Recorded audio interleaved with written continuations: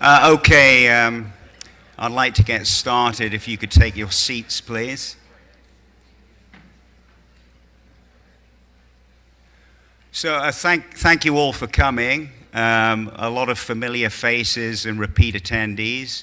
It's nice seeing you all again. OffshoreAlert really appreciates everybody coming here. We've got people who have traveled here from quite substantial differences, so welcome to all of you.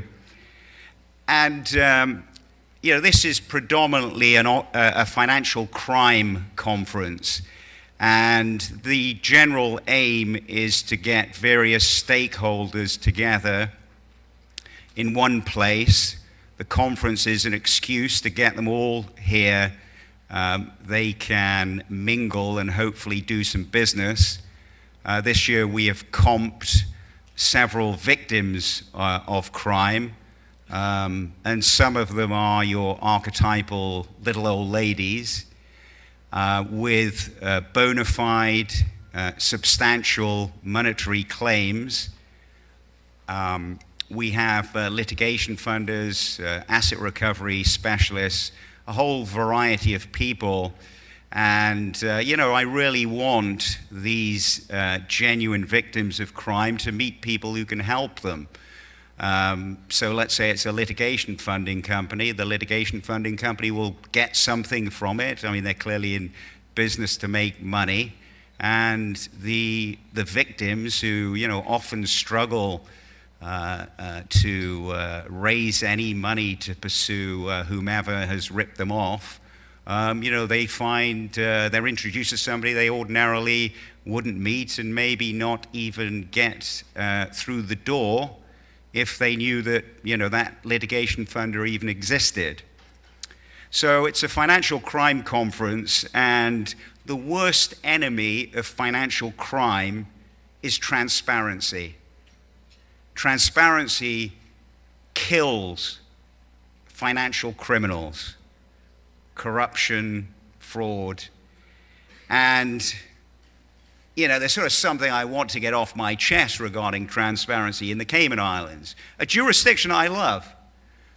We have many people here from the Cayman Islands. I recommend the Cayman Islands as a great place to do business. Same with the BVI. The Cayman Islands and the BVI are my two favorite offshore centers. But something rather strange has happened recently at the Grand Court with Chief Justice Anthony Smellie. OffshoreAlert provides information. And really, my sole job is to provide credible information, and readers can make of it what they will. But I don't want them ever doubting the accuracy of the information and the credibility of it. And I try to deliver it impartially because, that's the way to sort of inspire people and assure them that it's credible, that I'm not coming from any angle, as virtually every sort of news source these days has some sort of bent, left wing, right wing. The job of a news provider is really just to provide credible information.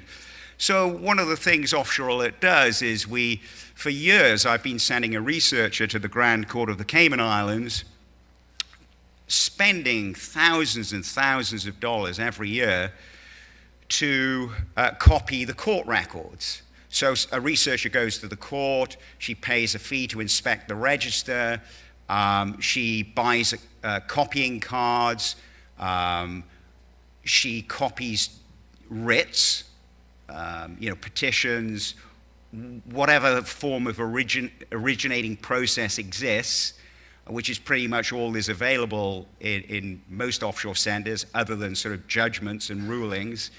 So she copies those. I bought a scanner, she takes them to her office, she scans them, sends them to me, I do a few things, and we publish them.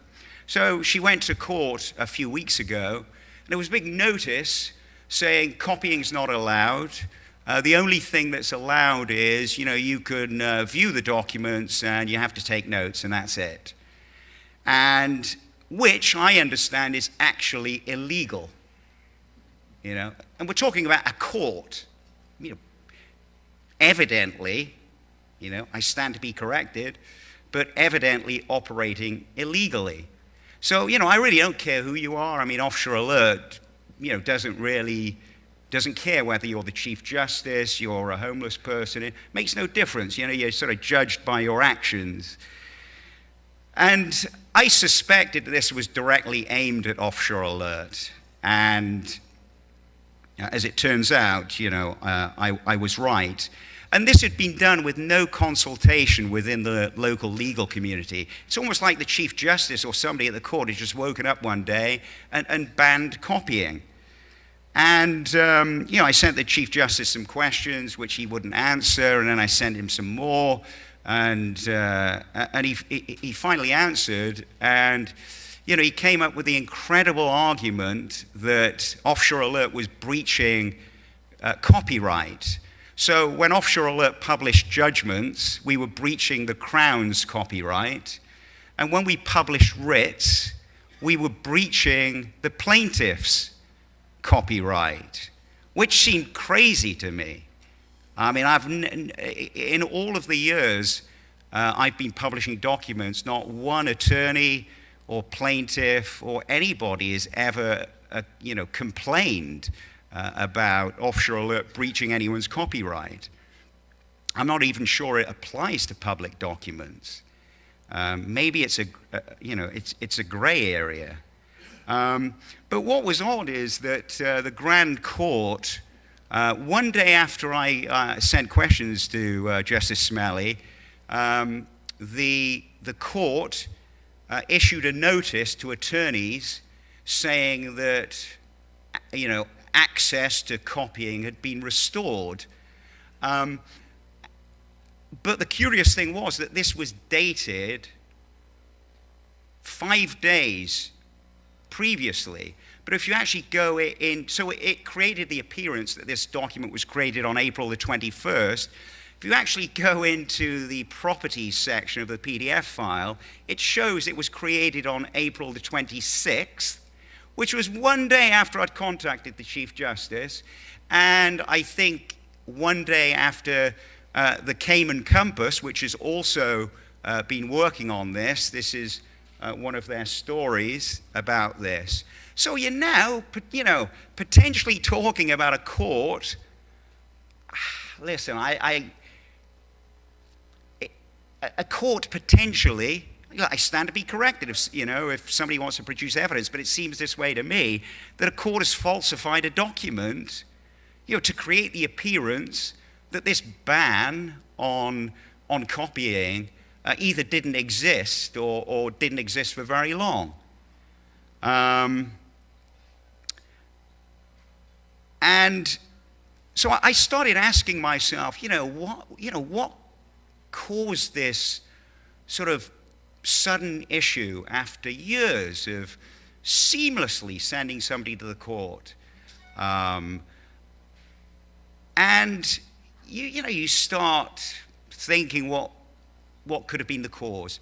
Justice Smelly will not tell me. I've asked him directly, and he responded in a manner which he stated he basically took offense at my line of questioning, but my questions were just basic questions. Who did you consult about this? Who complained? Did anyone complain? And, not long prior, several weeks prior to this happening, we published a writ where somebody sued a person who's quite prominent in the Cayman Islands. We had a complaint about the publication of that writ.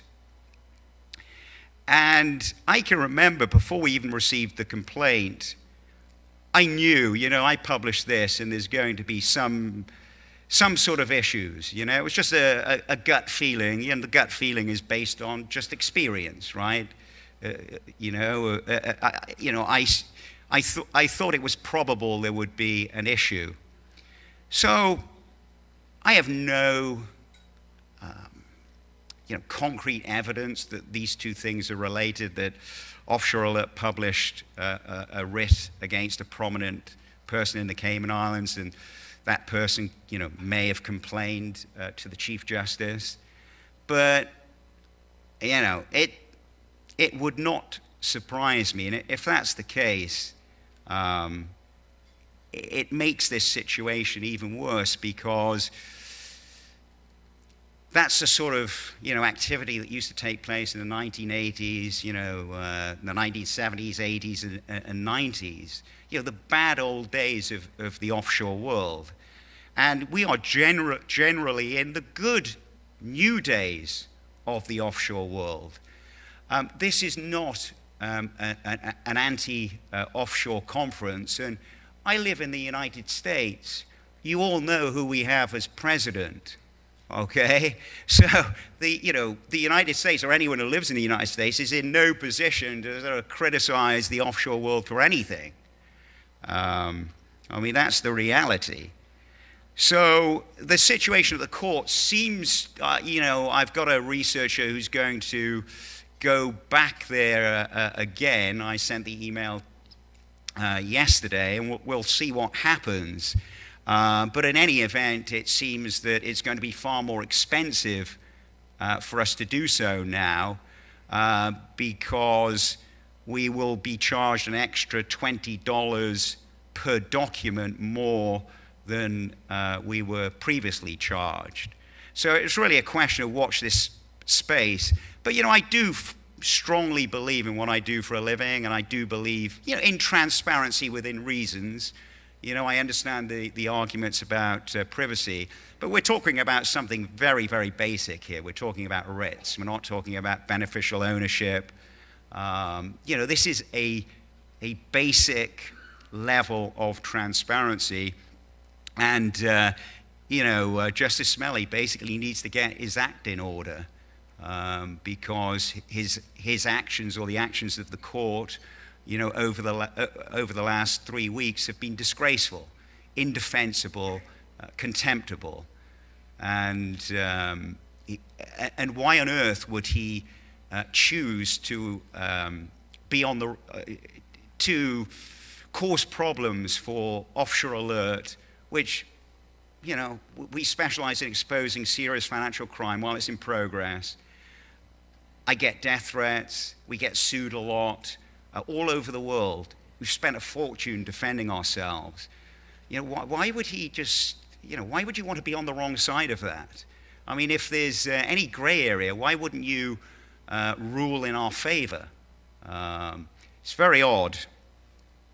Anyway, that's me just releasing some gripes here.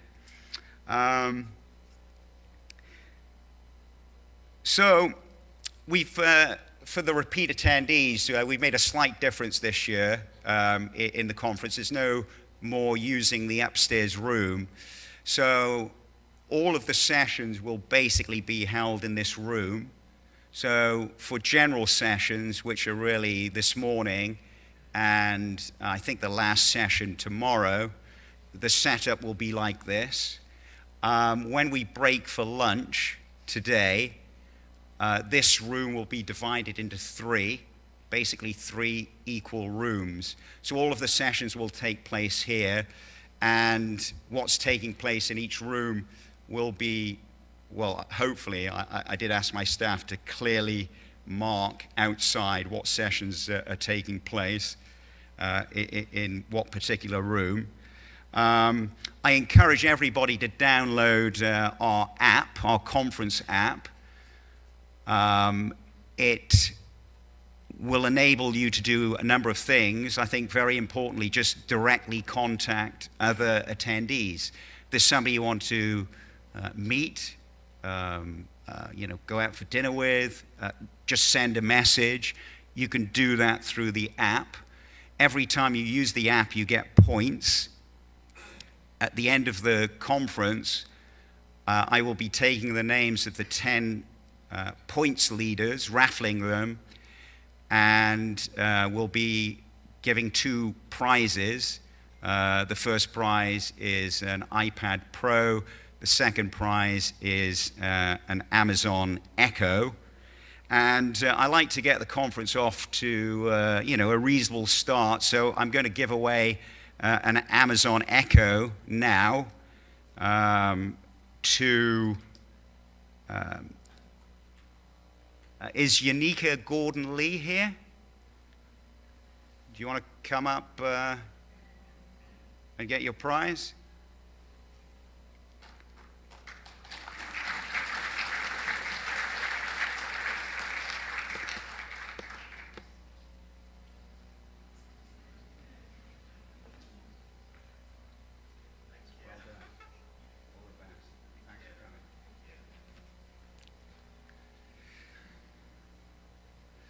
So I'd like to thank our sponsors, and this is a pretty long list.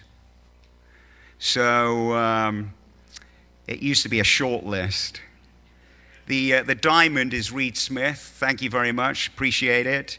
The same with Nixon Peabody, Bentham, IMF, Secor Law, who are the platinum sponsors.